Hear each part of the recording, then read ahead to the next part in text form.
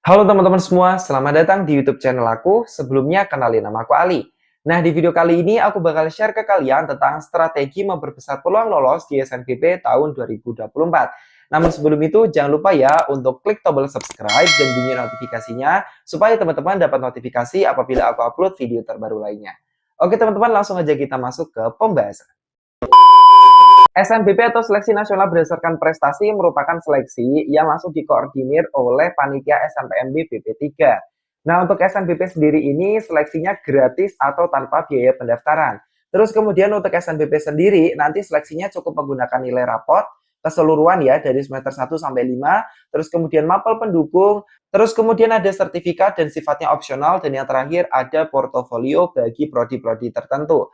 Nah, buat teman-teman yang pengen mendaftar menggunakan SNBP, wajib banget untuk nonton video ini dari awal sampai akhir untuk mengetahui gimana sih strateginya supaya kita bisa lolos di SNBP tahun 2024. Oh iya teman-teman, aku di sini pengen nambahin tentang siapa aja sih yang bisa daftar di SNBP tahun 2024.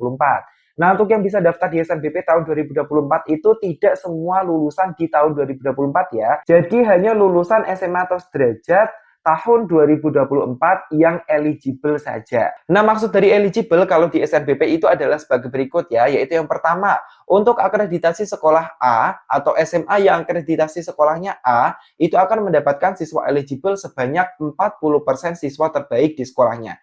Kemudian yang kedua, jika akreditasinya B, akan mendapatkan 25% siswa terbaik di sekolahnya ya untuk kuota eligible-nya. Yang ketiga, akreditasi C atau lainnya akan mendapatkan 5% siswa terbaik di sekolahnya sebagai siswa eligible ya. Berarti setiap sekolah itu memiliki kuota tersendiri. Nah, jadi kayak gitu guys. Oke, kalau gitu langsung aja setelah aku menjelaskan secara singkat tentang SNBP, kita lanjut ke strategi untuk memperbesar peluang kita lolos di SNBP tahun 2024. Nah, oke, untuk strategi yang pertama adalah tinjau nilai rapor kalian itu cocoknya masuk di prodi dan PTN mana. Nah, untuk cara atau strategi yang pertama ini penting banget buat teman-teman terapkan ya. Jadi jangan sampai teman-teman memaksa nilai teman-teman itu bisa lolos di prodi-prodi yang sulit gitu ya. Kalau semisal nilai teman-teman enggak eligible untuk di sana atau enggak qualified untuk daftar di prodi itu di PTN itu. Nah, jadi semisal nilai teman-teman itu 79 dan pengen daftar di kedokteran, ya memang nggak bisa lolos karena passing grade-nya itu tinggi. Nah, jadi teman-teman harus memperkirakan kira-kira nilai teman-teman itu qualified-nya di prodi dan juga PTN yang mana. Nah, untuk cara gampangnya, teman-teman bisa tanya ke alumni teman-teman yang dulunya nilai segitu itu bisa lolos di PTN dan prodi yang mana. Jadi teman-teman bisa memperkirakan kira-kira dengan nilai segitu bisa lolos di mana. Bukan cuma untuk rata-rata keseluruhan saja ya, tetapi juga untuk rata-rata yang mapel pendukung. Nah, untuk mapel pendukungnya sendiri, teman-teman bisa cek aja link yang ada di description. Di situ aku udah menyertakan link untuk ngecek mapel pendukungnya. Jadi setiap prodi itu memiliki mapel pendukung yang berbeda-beda. Sehingga teman-teman harus ngecek lagi apakah prodi yang teman-teman pilih itu mapel pendukungnya sudah sesuai dengan nilai rapor teman-teman. Terus kemudian untuk strategi yang kedua yaitu tinjau track record alumni SMA teman-teman di PTN yang teman-teman tuju. Nah, untuk track record alumni sendiri sebenarnya banyak banget faktor yang bisa kita gunakan untuk meninjau track record alumni.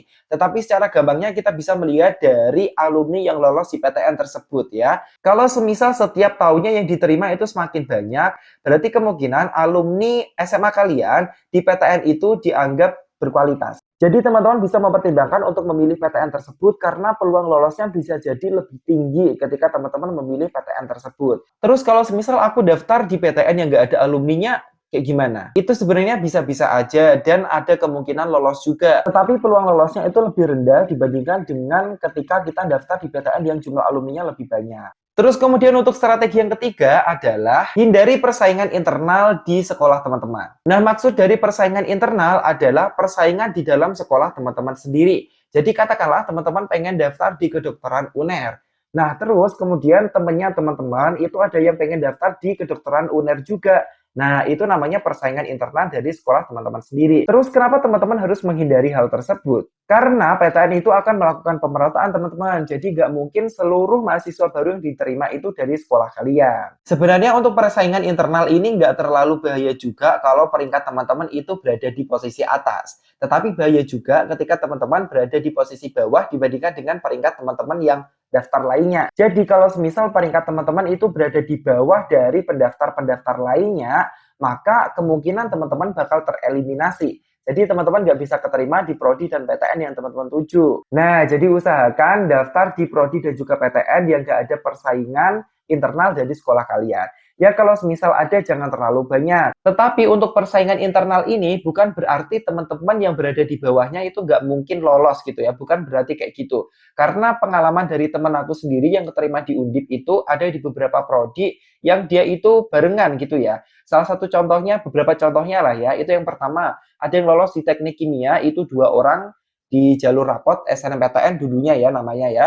Terus kemudian ada yang lolos di Tekpang atau teknologi pangan itu 3 orang ya. Terus kemudian yang di kesehatan masyarakat itu kalau nggak salah 3 orang, matematika itu 2 atau 3 orang. Nah itu beberapa prodi yang aku ketahui ada beberapa teman aku yang lolos secara barengan di tahun yang sama di jalur SNMPTN dulu ya. Jadi itu kan masih persaingan internal ya, tetapi masih bisa lolos bareng-bareng. Terus kemudian untuk strategi yang keempat yaitu usahakan teman-teman melampirkan sertifikat. Nah, untuk sertifikat sendiri ini sebenarnya tidak wajib, jadi teman-teman bisa melampirkan atau enggak. Tetapi aku saranin teman-teman melampirkan sertifikat setidaknya 1 ya, ya sebagai tambahan nilai aja. Terus kemudian sertifikatnya itu tidak harus linear dengan prodi yang teman-teman pilih. Terserah teman-teman mau sertifikat ketua OSIS, sertifikat sekre OSIS, sekre organisasi lain, dan ketua organisasi lain boleh banget. Atau sertifikat kejuaraan minimal tingkat kabupaten atau kota juga boleh banget. Terus kemudian untuk strategi yang kelima adalah teman-teman bisa banget untuk mengukur berapa sih kira-kira besar persentase peluang lolos teman-teman di PTN dan juga prodi yang teman-teman inginkan dengan mengikuti rasionalisasi SNBP tahun 2024 atau prediksi peluang lolos SNBP tahun 2024. Nah, kebetulan banget nih teman-teman, aku sedang membuka prediksi peluang lolos SNBP tahun 2024. Teman-teman bisa banget untuk ngecek video yang ada di atas sini. Nah, untuk prediksi peluang lolos SNBP tahun 2024 yang sedang aku buka itu sifatnya sementara. Karena masih menggunakan nilai rapot semester 1 sampai 4 ya. Untuk yang semester 1 sampai 5 belum aku buka ya. Nanti tunggu aja informasi lebih lanjutnya di channel YouTube aku atau di TikTok aku. Nah, terus apa sih keuntungan kalau semisal kita mengikuti prediksi peluang lolos SNBP? Jadi, keuntungan adalah teman-teman bisa melihat kira-kira peluang lolos teman-teman di PTN dan juga prodi yang teman-teman inginkan itu berapa sih? Apakah tinggi atau sedang atau rendah? Kalau mungkin rendah, teman-teman kan bisa mengalihkan ke PTN dan juga prodi yang lain kan. Nah, jadi teman-teman udah ada strategi juga tuh untuk memperkirakan kira-kira teman-teman harus daftar di mana di SNBP tahun 2024. Terus kemudian strategi yang terakhir adalah imbangi dengan beribadah dan juga berdoa. Nah, kita sebagai manusia ya yang tidak berkuasa atas segala hal, maka dari itu kalau kita udah tahu kita ini sebagai manusia biasa, kita harus ngencengin usaha kita atau memperkuat usaha yang kita lakukan dengan yang namanya berdoa dan juga beribadah.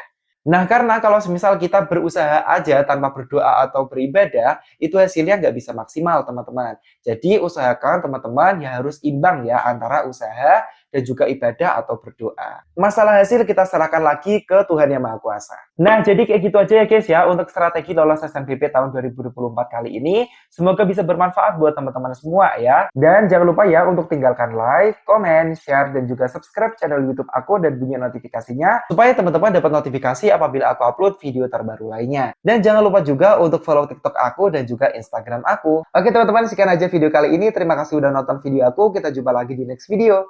Bye-bye.